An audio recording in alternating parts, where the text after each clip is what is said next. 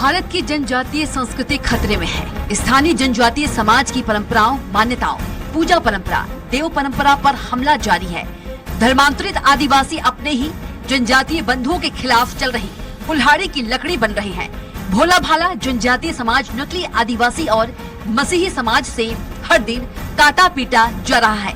यूं तो मध्य प्रदेश के सभी जनजातीय इलाके मिशनरियों, इटली, रोम, पोप के प्रिय निशाने रहे हैं। भोपाल का ये गांव इनके दंश को बहुत बड़े स्तर पर झेलता चला आ रहा है। भोपाल के केकड़िया गांव से निकली हकीकत बताती है कि आदिवासी रीति रिवाजों और परंपराओं धर्मांतरण के जरिए निस्तनाबूद करने का षड्यंत्र तेजी से पैर पसार रहा है।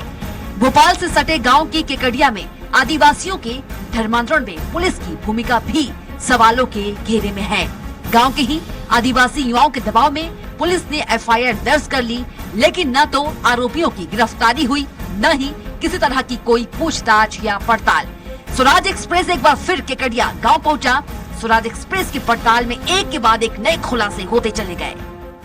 मैं जिस जगह पर खड़ा हुआ हूं, यहां से शुरू होता है केकड़िया गांव का रास्ता। लेकिन केकड़िया गांव से थोड़ी ही दूर लगा ये बोर्ड सबको चौंकाता है। आखिर इस बोर्ड में ऐसा लिखा क्या है जो लोगों को हैरत में डालता है? यहाँ लिखा हुआ है आदिवासी गांव प्रारंभ। गांव में लव जिहाद या धर्म परिवर्तन के इरादे से ईसाई मिशनरी का प्रवेश वर्जित है। गांव में हिंदू देवी देवताओं के स्थान पर किसी तरह की हानि पहुंचाने वालों का प्रवेश वर्जित है। आखिर मध्य प्रदेश भिलाला समाज कल्याण परिषद को यह चेतावनी क्यों लिखनी पड़ी? ये जानना है तो आपको थोड़ा सा बैकग्राउंड में जाना पड़ेगा। लगभग 6 साल पहले यहां पर बड़े स्तर पर धर्मांतरण के लिए ईसाई मिशनरियों ने गतिविधियां शुरू की। इसी के बाद यहां के लोगों ने ये चेतावनी बोर्ड लगाया। तो अंदर गांव में चलेंगे और जानेंगे कि आखिर ऐसी क्या वजह है कि ये गांव आदिवासियों के लिए बहुत मुफीद नहीं है, क्योंकि उनका धर्म परिवर्तन कराने का एक षड्यंत्र यहां शुरू हो चुका है। रातेबड़ इलाके के इस गांव में आदिवासियों के धर्म परिवर्तन कराने की गतिविधियों पर गांव के ही युवा लगातार नजर रखे हैं। 6 साल पहले भी इन युवाओं ने धर्मांतरण की कोशिशों पर लगाम लगाने के लिए मौके पर धावा बोला था, लेकिन इनकी शिकायत सुनने के बजाय 3 युवाओं पर एफआईआर दर्ज करा दी गई। पुलिस ने तो अभी उनको नोटिस देके छोड़ दिया है। हमने काफी कहा है कि आप पुलिस रिमांड की मांग करें कोर्ट से, ताकि पता तो चले कि उसके पीछे कौन है, फंडिंग कहाँ से आ रही है, कौन फादर लोग इसमें शामिल है भोपाल के।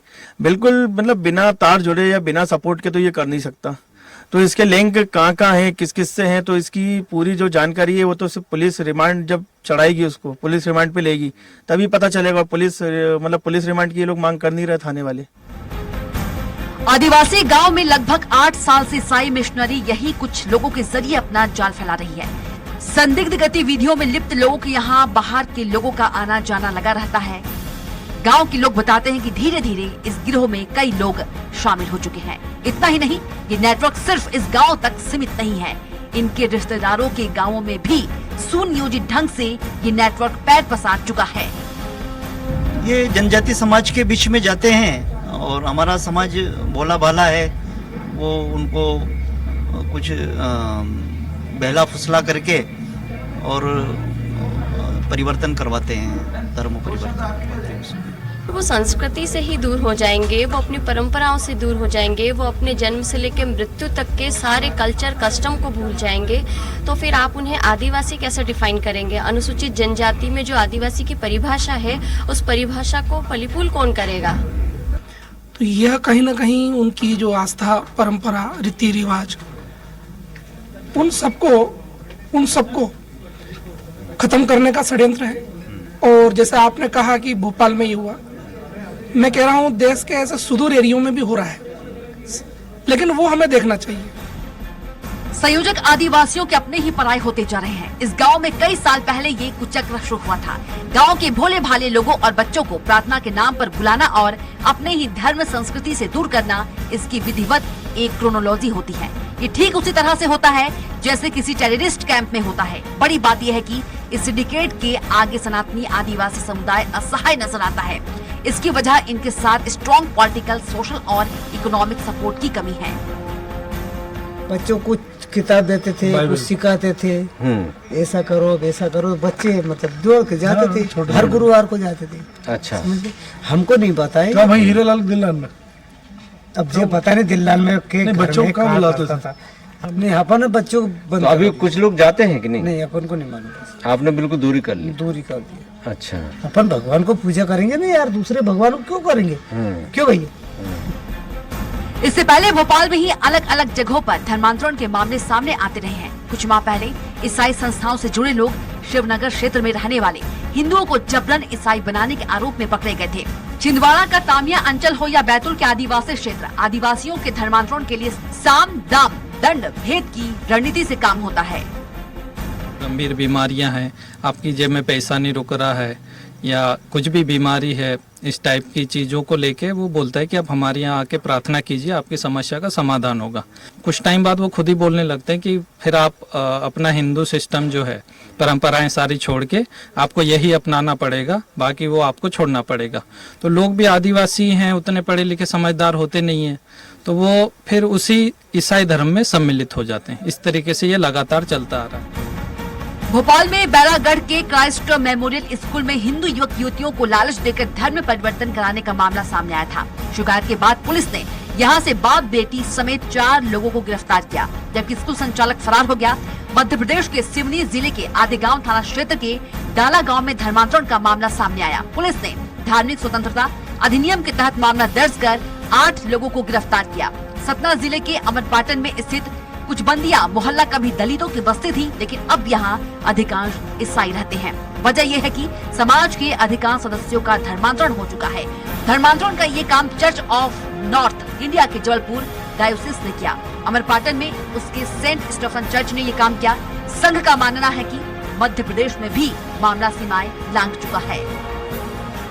जनजातीय समाज में धीरे धीरे जागृति आ रही है और खासकर युवा पीढ़ी जब इस बात को समझ लेगी तो निश्चित रूप से रिवोल्ट होगा और ये कि बहुत बड़ा विषय बनने वाला है, बहुत बड़ा विषय बनने वाला है।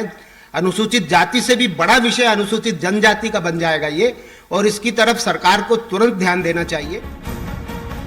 बेनामी संपत्ति के मामले में पकड़े गए बिशप पीसी सिंह पर चर्च की जमीनों और राशि में करोड़ों के गबन सहित धार्मिक संस्थाओं को अवैध रूप से फंड ट्रांसफर का अपराध दर्ज है।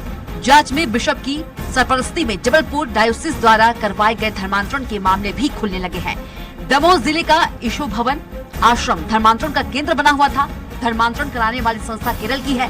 इस संस्था से जुड़े 8 लोगों के खिलाफ एफआईआर दर्ज हुई थी। मध्य प्रदेश के मालवा इलाके में भी काफी बड़ी संख्या में आदिवासी रहते हैं। इनमें आगर, देवास, धार, इंदौर, झाबुआ, मंदसौर, नीमच, राजगढ़, रतलाम, उज्जैन, गुना और सीहोर जिलों के कुछ हिस्से शामिल है। इस इलाके में भी चर्च और हिंदूवादी संगठनों के बीच आदिवासियों के धर्मांतरण को लेकर विवाद छिड़ा हुआ है। जनजातीय समाज का बलात् धर्मांतरण और उसके कारण जनजातीय समाज में अत्यधिक प्रेशर उत्पन्न करना, रोष, क्रोध, असंतोष और दुख सियासी दलों को शायद दिखता नहीं है। एमपी में भी ईसाई बनकर अपनों पर ही अत्याचार और धर्मांतरण कराने वालों के विरुद्ध तीखा वातावरण बन गया है। ये आक्रोश आने वाले समय में छत्तीसगढ़ के नारायणपुर जैसे प्रतिशोध में भी बदल सकता है। भोपाल से स्वराज एक्सप्रेस के लिए अतुल पाठक की रिपोर्ट।